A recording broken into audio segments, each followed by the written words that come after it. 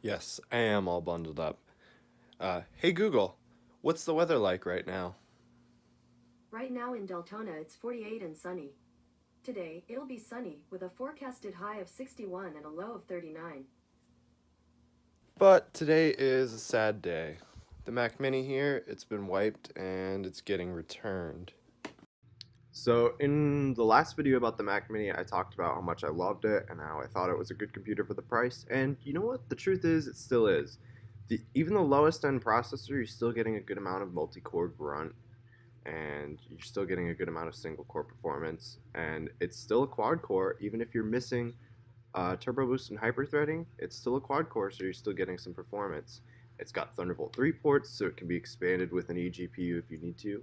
I just feel like the base model, I feel like it can do better. And for, let's see, how much better exactly? So for 800 versus 1100, so for $300 more, I'm getting double the SSD and a 6-core 8th gen i5, which I think is the perfect configuration for me, because now I have a computer with a CPU that's more powerful than my Hackintosh, plus I can still add eGPU RX 580 to it. I have to buy another one now, but I feel like that's ultimately the better model for me. So I'm going to go ahead and return the $799 Mac Mini, $800 Mac Mini, and I'm going to trade it in for the $1,100 Mac Mini. I don't know when I'm gonna get the 1100 yet, because I have to wait for the refund to process first. I don't have unlimited cash, unfortunately. But in the meantime, I've got some other stuff coming up. So I've got a 2010 MacBook Air that I'd like to cover.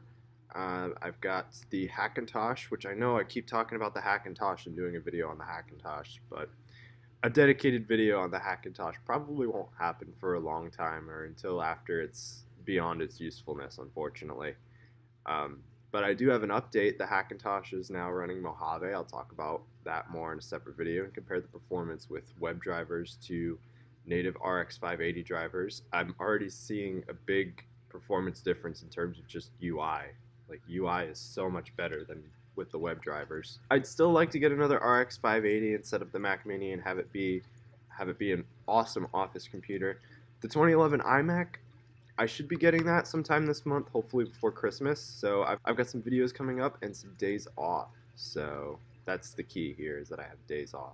I'm sorry for ghosting after the Mac Mini video. I couldn't believe how many people actually watched that. That was awesome. So thank you guys, and if you subscribe because of the Mac Mini video, don't worry, I'm always going to have more Apple stuff coming. I think that's about all I have to say. So until next time, guys, I'll see ya.